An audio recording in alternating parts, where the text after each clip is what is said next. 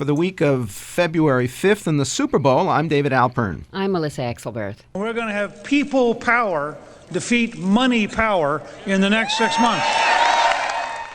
I'm not concerned about the very poor. We have a safety net there. If it needs a repair, I'll fix it. The economy is growing stronger.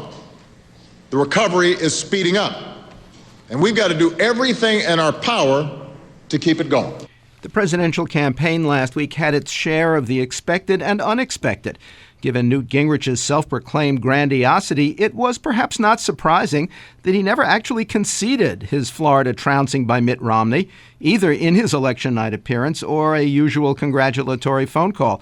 Typically, too, Mitt Romney shadowed his own victory and leading poll positions in Nevada, Arizona, Michigan, with an insensitive phrasing of his prime focus on the middle class, for which he later had to apologize. The real surprise of the week, especially for President Obama, came in a Friday Labor Department report that employment in January grew by the fastest pace in 9 months, with 243,000 new non-farm jobs driving unemployment down to 8.3%, the lowest in 3 years.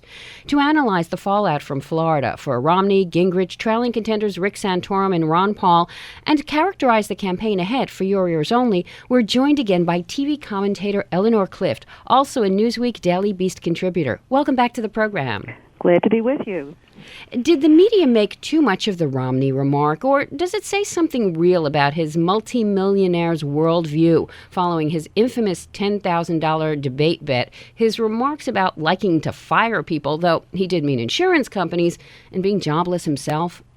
Well, the media makes too much of everything, but Newt Gingrich, Romney's principal opponent, also jumped on the remark. So you could hardly say that it was meaningless. If you put it in context, even you had some conservatives furious that he seemed to suggest that the safety net is a permanent part of the economy, when conservatives believe that it encourages a culture of dependency. And so he even lost among conservatives with that remark.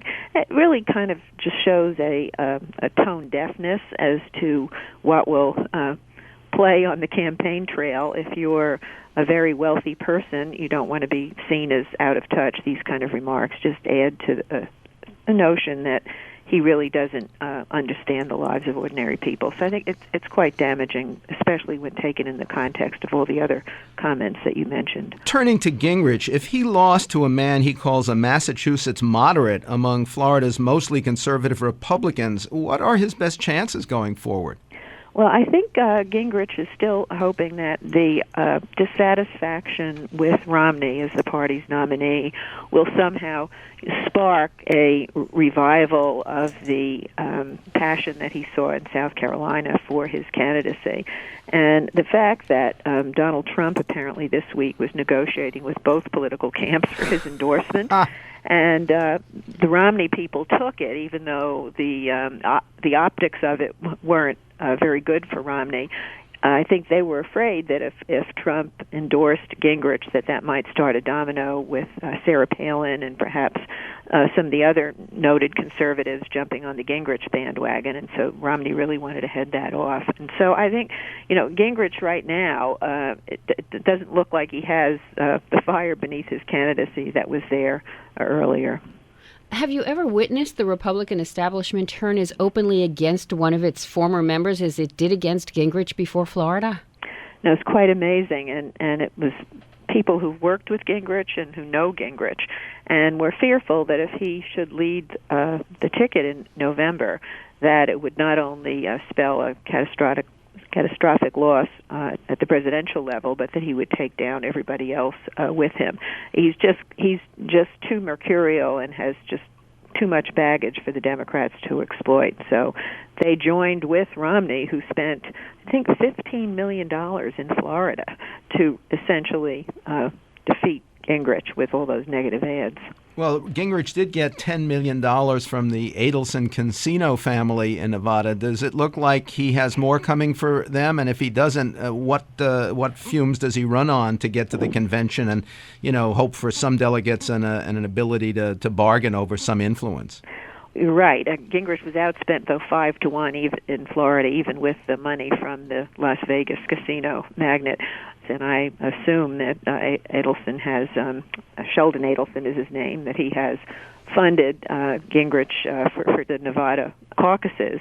But I think at some point he's not going to want to throw good money after bad if Gingrich looks like he can't perform, without the Adelson money. I think that's not going to be enough. Last week's economic trends could always turn negative given problems in Europe, threats from Iran to oil supplies, the Middle East, U.S. interests at home and abroad. But while signs of recovery hold, do Republicans lose leverage on the campaign trail and Capitol Hill? Well, it was really interesting watching everybody trying to find the bad news in this month's job numbers.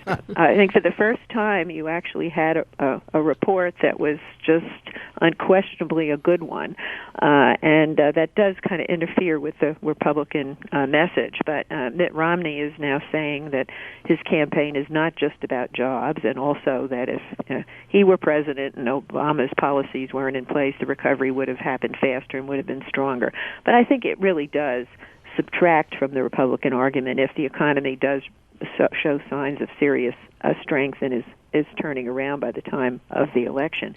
And I think conservatives are also worried that with Romney he can't run against Obamacare either, because he instituted his own plan, Romney Care, in the state of Massachusetts. And so they're wondering, well, what would they run on? We talked about that on the McLaughlin group this week, and Pat Buchanan said, don't worry, Eleanor, we'll make something up. I'm sure they will. There'll always be divisions. What was your reaction to the Susan G. Komen Breast Cancer Foundation's decision to cut funding for health care by Planned Parenthood based on a congressional investigation of whether tax dollars support its abortion services, then the widespread outcry and that quick about-face? Well, I think we've learned that the Komen Foundation does have some higher-ups who are strongly opposed to abortion rights, and Planned Parenthood does perform abortions. But I think, to be fair, I think Komen was looking to avoid controversy because they saw that Planned Parenthood had become very controversial over the past year. You have Newt Gingrich is running on a pledge to defund it if he became president.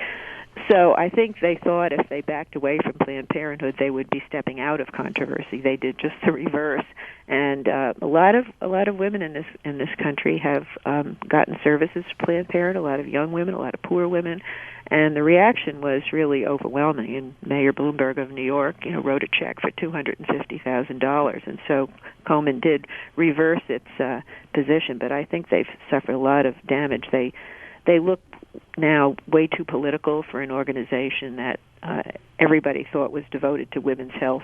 TV commentator Eleanor Clift is also a Newsweek Daily Beast contributor. Her books include 2 Weeks of Life, a memoir of love, death, and politics, Founding Sisters and the 19th Amendment, and Madam President, Shattering the Last Glass Ceiling. Quote from the news, "Protecting Your Privacy." That was the headline on one of a series of full-page newspaper ads by Microsoft playing off a congressional investigation of new Google policies that may make too much personal information and online activity available to advertisers.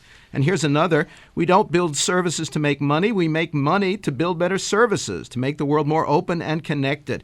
That was Facebook creator Mark Zuckerberg in a letter to potential investors as his social media giant launched filings for an initial public offering that aimed to raise $5 billion. The new Facebook timeline feature also has raised privacy issues. Next, Afghan endgames for your ears only.